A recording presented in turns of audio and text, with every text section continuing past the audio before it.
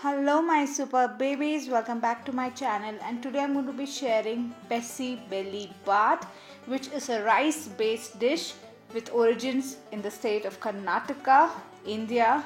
It is really yummy, it's very healthy, it takes a little trouble but it's not very tedious, but it is amazing. The outcome is super tasty.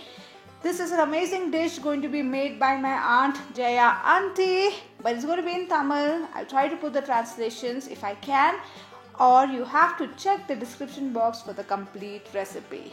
It's going to be really worth the trouble because this is so tasty. Bisi bele செய்கிறோம். பிசி பேலாபாத்துக்கு வேண்டிய பொருள் 2 tumbler அரிசி,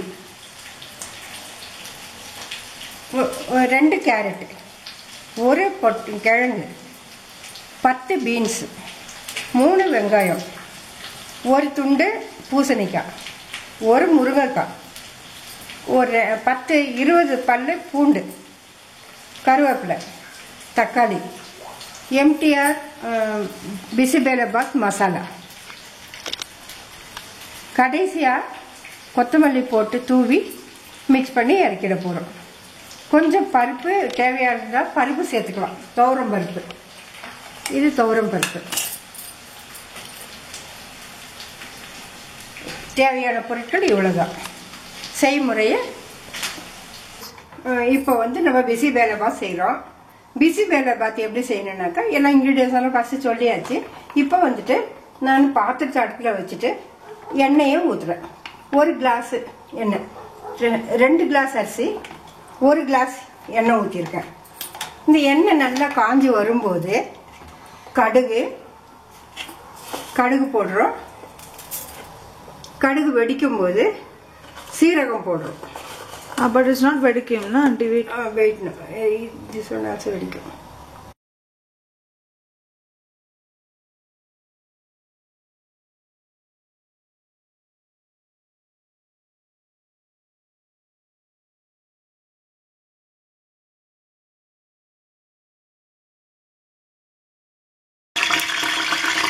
அது கடுகு வெடிச்சு வரும்போது சீரகம் போடுறோம். சீரகமும் பொரிஞ்சாச்சு.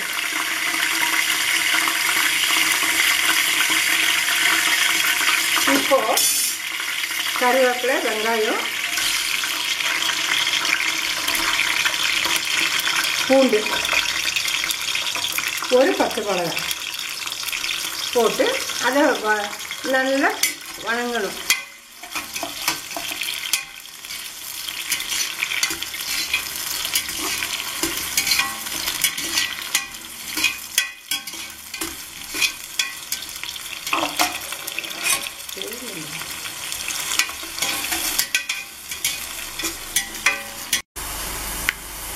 வெங்காயம் நல்லா ஃப்ரை ஆயிடுச்சு. இப்போ கேரட்டு, உருளைக்கிழங்கு, பீன்ஸ்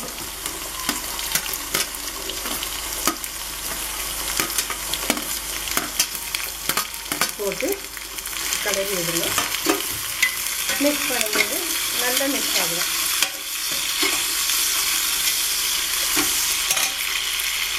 இதில் 1/2 டீஸ்பூன் உப்பு போட்டுக்கோங்க.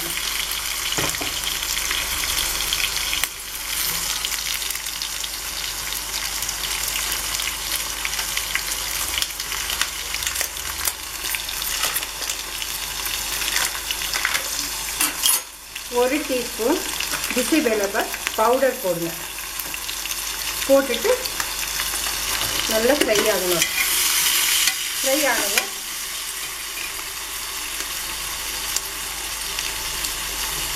தக்காளி பழம், 3 தக்காளி பழம் கட் பண்ணது போட்டு அதையும் மிக்ஸ் பண்ணுறோம்.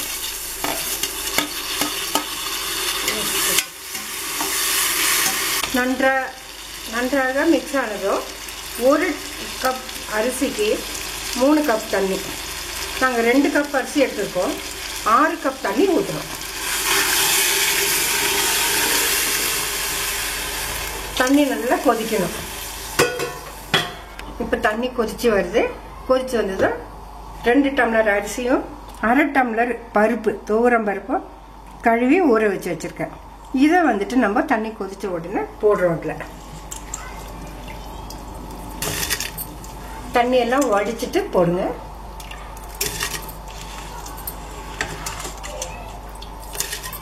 கலரி விட்டுட்டு தேவையான அளவு உப்பு போடணும். தேவையான அளவு உப்பு போடுங்க. உப்பு போட்டு மூடி போட்டு வைக்கணும். அரிசி வேகிற வரையில் மூடி போட்டு வைக்கிறோம். இப்போ இந்த அரிசி போட்டுட்டு நம்ம மூடி போட்டு வேக வைக்கிறோம். வேக வச்சதுக்கப்புறம் நான் சொல்கிறேன். 10 நிமிஷம் சாப்பாடு வெந்தாச்சு. இப்போ வந்துட்டு அது ப்ரெஷர் போட்டு முன்னால் நம்ம சைடில் ஒரு பாத்திரம் வச்சு கொஞ்சம் எண்ணெய் ஊற்றுறோம். இப்போ எண்ணெய் ஊற்றுறோம். ஒரு 4 டேபிள் ஸ்பூன் எண்ணெய் ஊற்றுறோம். எண்ணெய் காஞ்சதும் கடுகு போடுறோம்.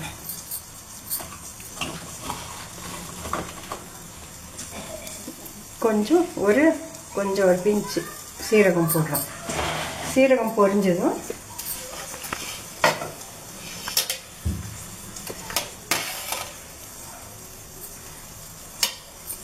கடுகு வெடிக்கணும். கடுகு வெடித்த உடனே இப்போ கடுகு வெடிச்சிருச்சு.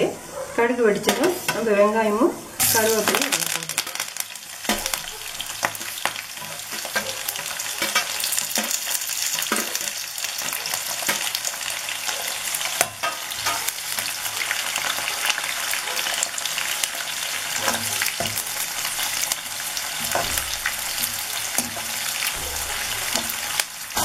வெங்காயம் வந்துட்டு நல்லா ஃப்ரை ஆயிடுச்சு.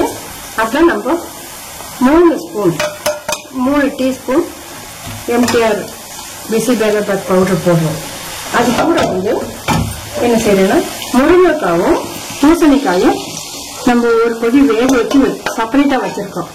ஏன்னா அது கூட ஒன்றே போட்டால் இது பூசணிக்காய் குழஞ்சி போயிடும். முருங்கைக்காய் வந்து தனித்தனியாக வந்துடும், குச்சி வந்துடும். சாப்பிட முடியாது. நம்ம சாப்பிடும்போது ரொம்ப கஷ்டமாக இருக்கும். அதனால் நம்ம தனியாக ஒரு கொதி வேக வச்சுட்டாக்கா இதில் மிக்ஸ் பண்ணி லாஸ்ட்டாக நம்ம சாப்பாடு இறக்கும்போது சாப்பாடு இப்போ வெந்து முடிச்சிச்சு. இப்போ நம்ம திறக்கிறோம். சாப்பாடு வெந்தாச்சு. அதில் நம்ம கலந்து வச்சுருக்கிற இந்த மசாலா கொட்டி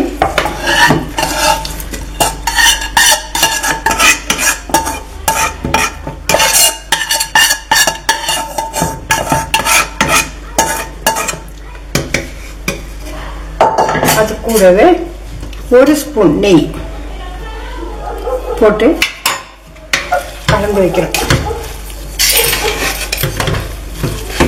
இப்போ வந்து நல்ல மணமான பிசிபேலபாத் ரெடி ஆயிடுச்சு.